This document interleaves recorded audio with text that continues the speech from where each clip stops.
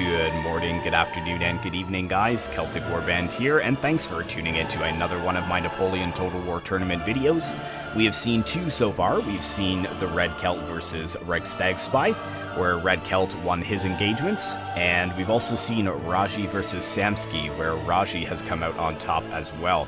And we're going to take a look at the other side of the bracket today and take a look at SZLN versus the REDSWORD. So I hope you guys enjoy, and without further ado, let's take a look at their battles. Alright guys, welcome to the first battle between SZLN and REDSWORD.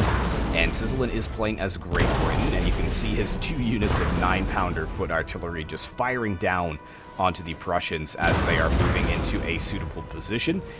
But SZLN has got a very infantry-focused force. He's got no light infantry whatsoever, only line infantry. He's got a few units of foot, and then he's got 2 wings here. He's got some Highland foot, light foot, and fencibles on the one flank, and on the other side he's got more Highland foot, King German Legion foot, fencibles, and light foot.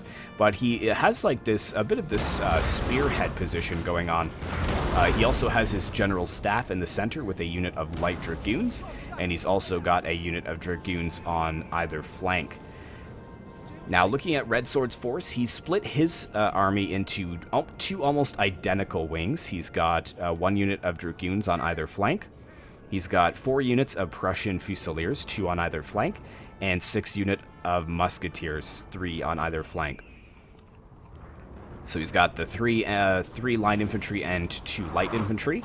He's also got his general's bodyguard over here, which is being focused down by the British artillery. You can see he's already taken 4 casualties. Luckily, he is still alive. And we also have the Prussian 6-pounder foot artillery that is trying to go toe-to-toe with the 9-pounders, but looks like he's already lost 1 of his cannons, so he is down to 2. And the 9-pounders, totaling 6, haven't lost any. Oh, and there goes another one. That is rough to see. So the Prussians are only down to 1 cannon. But it looks like it is going to be limbered up, and they're going to, REDSWORD is going to move it to another position on the battlefield. Now, he is known as Revan, according to Napoleon's replays, but he's known as REDSWORD in my Discord, so I'm just going to call him REDSWORD. But man, look at the casualties that he's taking here on these Musketeers. Actually, most of them are getting up, which is good. But he needs to quickly get into a favorable position against the English here, because the English right now, they have the upper hand due to the numerical advantage of their 9-pounder artillery. But yeah, very interesting formation here. It's almost, he did have it in like a very extended spearhead, but now he has 2 out on the flanks like this, and now it looks like he's pulling them in even further. So it's interesting to see that, but he does have the defense of the light dragoons at the back to defend his general's bodyguard should the Prussians decide to try and swing their dragoons around. However, I think that the dragoons on either flank are probably going to be going toe-to-toe with the English dragoons. Now, I don't know what their stats compare. I would expect them to be relatively similar, the dragoons of Prussia and England. And they are the same unit count, so there's 30 men in each unit. So it'll be interesting to see who comes out on top there. However, the Prussians have the advantage of having infantry close by to support in the cavalry engagements, whereas England, he's going to be too far away to provide any support to his cavalry. Oh man, more of the cannons coming, cannon fire coming down against the Musketeers. Oh yeah, huge hit in the center there. Knocking down probably 8 or 10 men.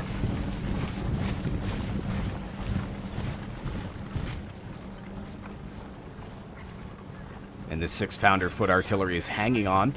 They actually have a full 12 men, funnily enough, so they haven't taken any casualties to the men in the unit. It's just the cannons themselves that have been eliminated. Another good hit there on the Musketeers. But actually, I'm seeing some units engaging over here. Yeah, the Prussians actually getting a huge charge onto the English Dragoons, and the English Dragoons did not get a charge back. So the English Dragoons are probably going to break quite quickly, I'd imagine. Over on the other side, yes, we're just in time to see them charge in on the other side too. This is a little bit more even, which is good to see. So the English did get a decent charge against the Prussians, but I don't know if the terrain may have helped the Prussians to get a little bit of a downhill charge there on the English, because their morale has dropped a little bit. I mean, they're holding strong. The Prussians have 20, and the English have, what do they have here?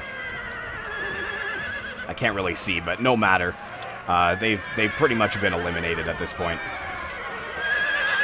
There we go. Yeah, so I believe that English unit is shattered. It's not returning to the battlefield. However, looks like we have the light dragoons actually coming to finish the job and get rid of the Prussian dragoons here. However, this is a big risk. There's a lot of infantry that are closing in on the light dragoons. But yeah, they're just committing. They're going right into battle against the Prussian dragoons. Looks like Red Sword is pulling back a little ways, and he's putting his Fusiliers out in front. They need to get set up, though, because the Prussian Dragoons will break very quickly. And actually, here comes the English Dragoons. Yeah, not a good charge, though. Yeah, they got cut down. So there we go. So the English are actually void of any cavalry now, aside from their general staff. But I don't really account this as cavalry because it's rarely used in an offensive nature. But the the Prussian Dragoons against the English ones over here did really well, only taking 2 casualties, so they've got 28 men still in their cavalry division. And it looks like he is just setting up here, Red Sword. He's kind of, I think, having a little think of how to deal with this very formidable formation. But at the same time, I think Red Sword has the advantage because he's got 4 units of light infantry. They've got incredible range. They'll be able to outrange anything that SZLN has on the battlefield currently, aside from the artillery. And actually, it looks like the artillery is being limbered up and brought maybe into the center of this formation just to protect them a little better. But it'll be interesting to see what the Prussians do here. It looks like they're going for a 2-pronged assault, just squashing the English in the center.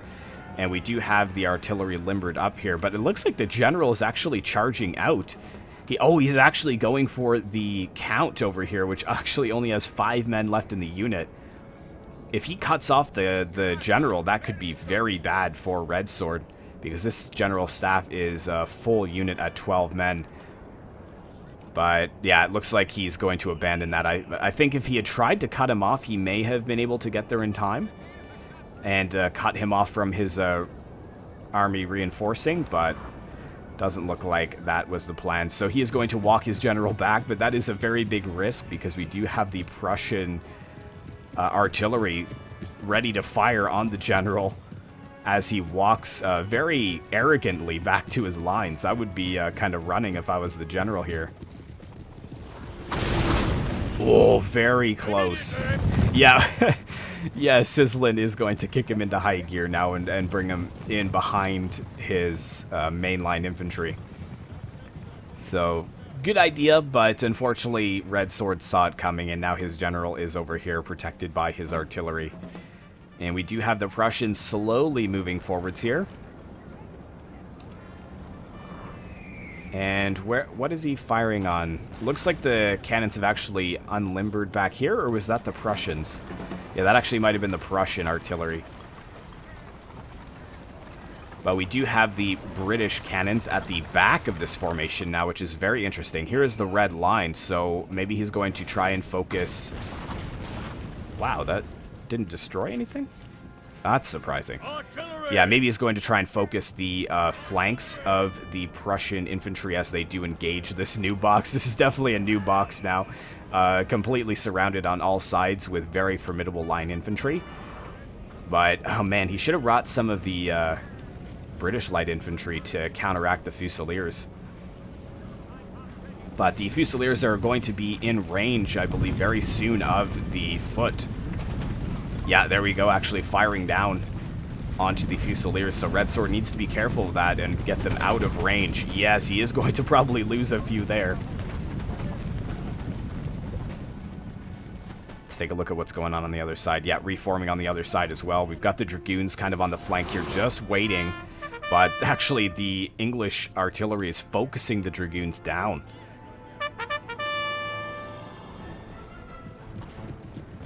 Yeah, looks like they are going to try and move out of range. Oh my goodness! Yeah, that's not good. Down to 24 from 28, so taking 4 casualties there. And more hits. Yeah, oh man. I hope Red Sword doesn't lose his Dragoons before they even have a chance to get into the fight here. But here we go. This is exactly what I was talking about. So we have the Fusiliers firing into the ranks of the Highland Foot, and the Highland Foot is not in range. It's going to have to move forwards. SZLN has no choice. He has to break this formation and move forwards.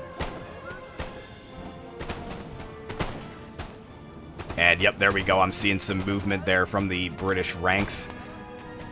Yep, they are completely breaking formation, but now they are beset on 2 sides, unfortunately. And it looks like there were some casualties, and SZLN did move these units up to engage the Prussians, but they still aren't in range. So the Fusiliers will be able to fire on them once again without taking any casualties in return.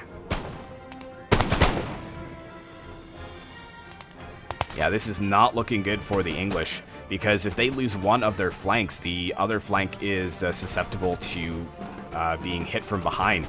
And oh my goodness, yeah, the Highland Foot just being absolutely slaughtered. They have been shattered. The King German Legion Foot is now on the chopping block here. They are definitely outgunned at this point.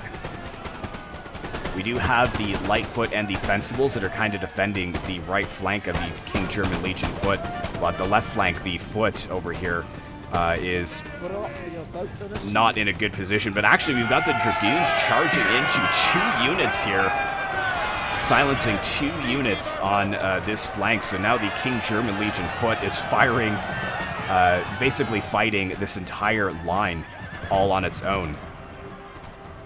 But we do have the English general who has moved in. Hopefully it'll stop the Fencibles and the Lightfoot from breaking. How are we looking over here? It's just an absolute slaughter.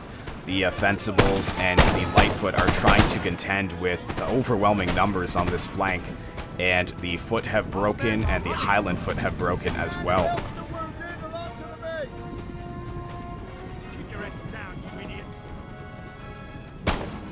Hold, Britain, hold.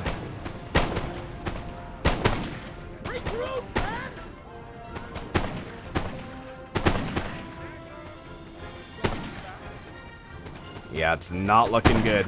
A balance of power starting to slip into Red Sword's favor here, and this side is absolutely getting annihilated.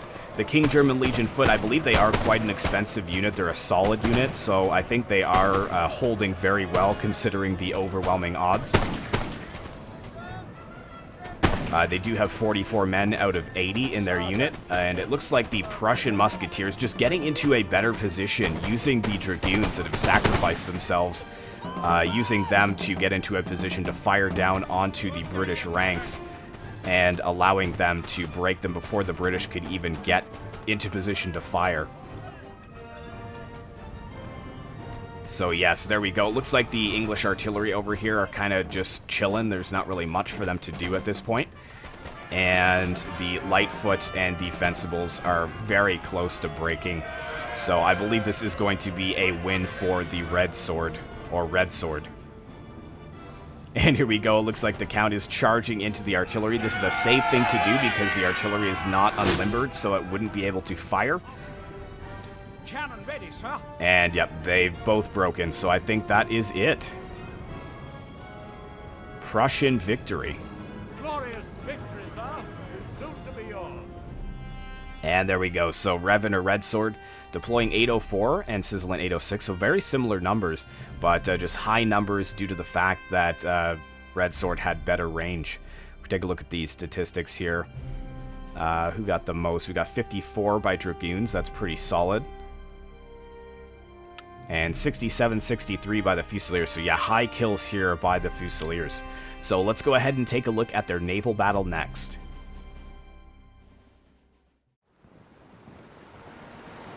Alright guys, welcome to the second battle between Red Sword and SZLN. Red Sword is playing as the Royal Navy, the Navy of Great Britain, and SZLN is playing as the Kingdom of Sweden, or the Swedish Navy. Take a look at SZLN's forces first because they are numerically inferior, but he has brought larger ships overall than Great Britain has. So he's got the Wapen von Viborg, 74-gun ship of the line. He's brought the Island Farrier, 74-gun. The Gassen, 74-gun. We've got the Snarvin, 64-gun, which is the Admiral's flagship. We've also got the Oxen, a fitting name for this thick 80-gun ship of the line. And we've got the Soblad, and the Drottningholm.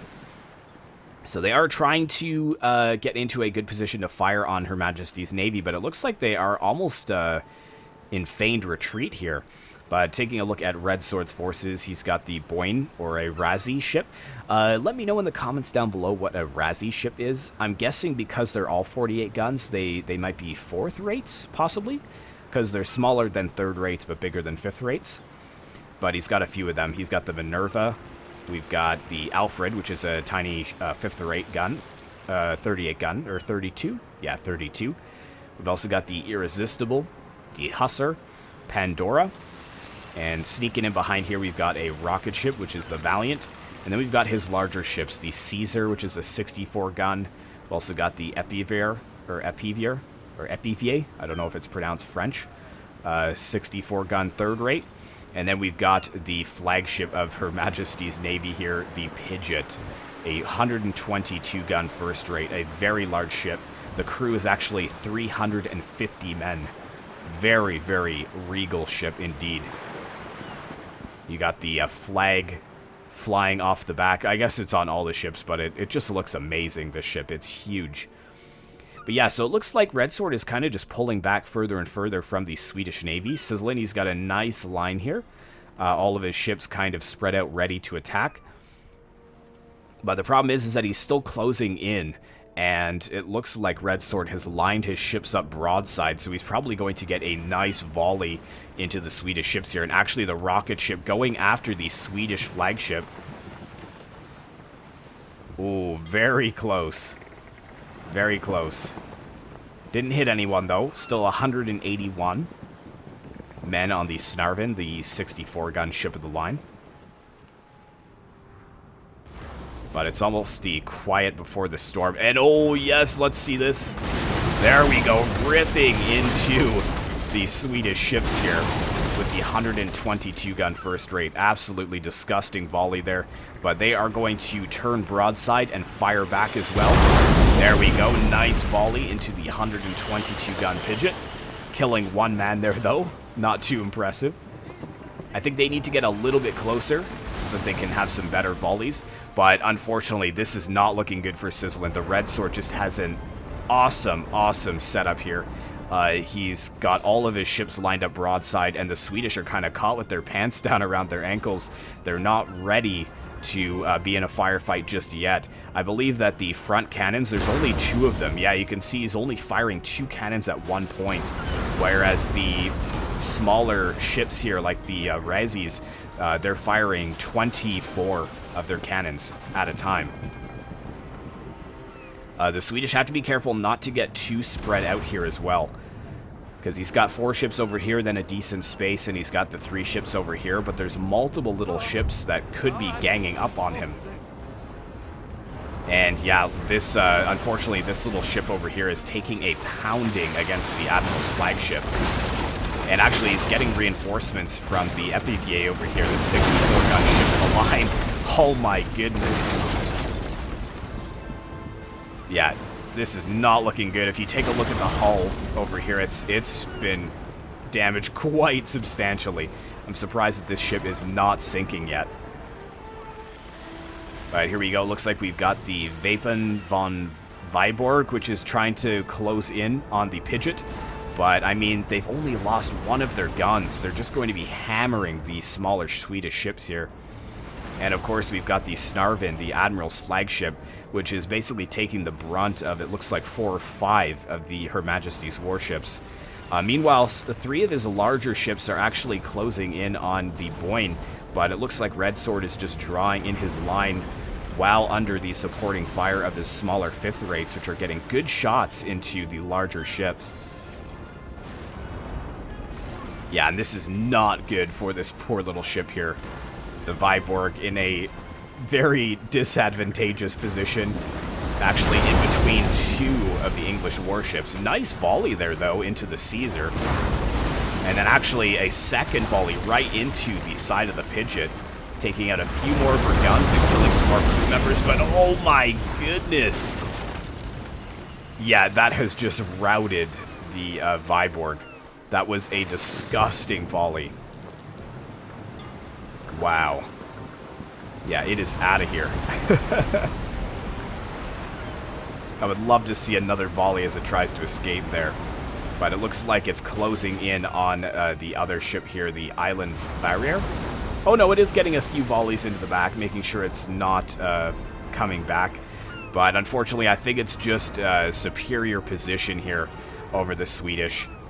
Looks like the Swedish general or admiral is actually routing, and REDSWORD has a really nice half-circle line here, just getting volley after volley into these smaller Swedish ships. Actually, you can see a lot of the crew members have actually bailed out, and they are slipping beneath the waves now. Yeah, so this ship is done. It's surrendered. This one has surrendered as well. The Snarvin still could come back. It's only routing, and I believe that this one will come back too. It's just routing. It hasn't surrendered. How are we doing over here? Yeah, the Swedish still very healthy on their three largest ships here. The Oxen kind of taking the forefront here after the Admiral's flagship has been eliminated. But, oh yeah, those volleys into the Drottningholm. And then a second volley over here from the Alfred. The fifth rate actually doing really well here. But there we go, the Oxen getting a nice return volley into the Irresistible. And the rocket ship, it's kind of closing in. I think it's well within range to begin firing down. Oh, oh yes! Oh, man. Just in time to see the enemy admiral ship just explode and sink beneath the waves. That was incredible timing. I'm so glad I didn't miss that for you guys. So yeah, that's got to be a devastating blow for the Swedish. And actually, it looks like the Oxen is routing at this point. I'm wondering if the Pidgeot is just going to unload a volley into the Island Farrier. And we'll see it explode as well. Come on, get a good volley into it. There's still 151 brave Swedish souls on board here. Is it gonna fire? Maybe not. I think they're just leaving it for now. They're focusing on these Swedish ships over here. There we go, the Boyne. Taking a bit of hits, but only losing 3 crew members and 2 guns so far. Meanwhile, the Scheublad is actually going after the rocket ship. There we go! Nice work there. This is the Swedish cutting out the rocket ship from the Royal Navy, but unfortunately now it is routing. The Pandora kind of cruising on nearby and getting a volley into the sides of that ship. And I believe the only one left is the Drottningholm here that has not routed. And they are going toe-to-toe with the Irresistible here. Looks like the Irresistible might be getting the better end of the deal. It's hard to say. Definitely some supporting fire from other ships nearby, though.